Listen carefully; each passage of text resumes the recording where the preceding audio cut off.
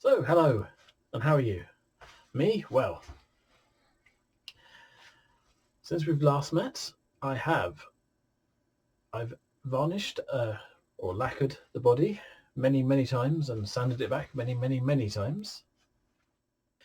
I've then level sanded it and sanded it up through 220, through 1500, all the way up to 12,000 grit. Yes, 12,000. And then I buffed it and waxed it.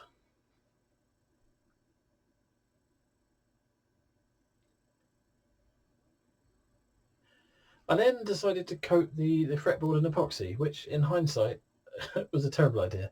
If I was going to do that, I should have done it before radiusing and before cutting the fret slots. So at the moment it looks a bit lumpy. When I get to the end I might go back and try and sort that out.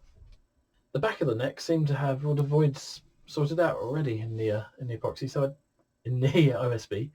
So rather than epoxy the back, I just used the same acrylic lacquer as on the body.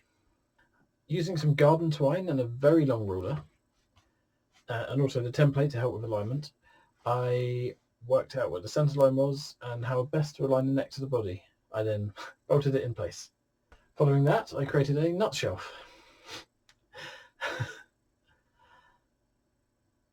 And then I sawed a pencil in half so we could line up with the top fret and make sure the nut's the right height. And then, on the verge of wiring things up, I decided to take an offcut from an oak floorboard to make a control plate. Kind of works out better because I want the socket on the front for the jack. Now, no one needs to see me soldering. You won't learn anything. Oh, go on in. You can see here where I've clearly taken the output from the switch and wired that to the ground. That wasn't confusing. And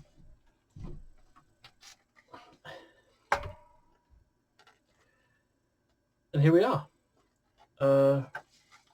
Also on this one, I cut a recess for the logo, which is a sticker, and then filled that with acrylic too.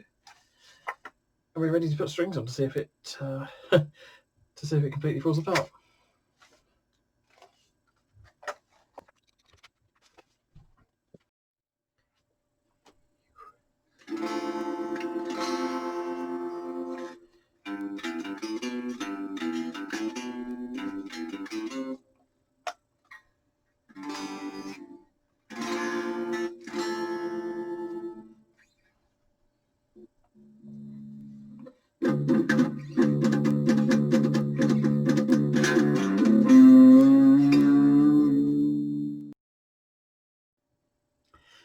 And much to my surprise, we have a guitar that hasn't fallen apart yet.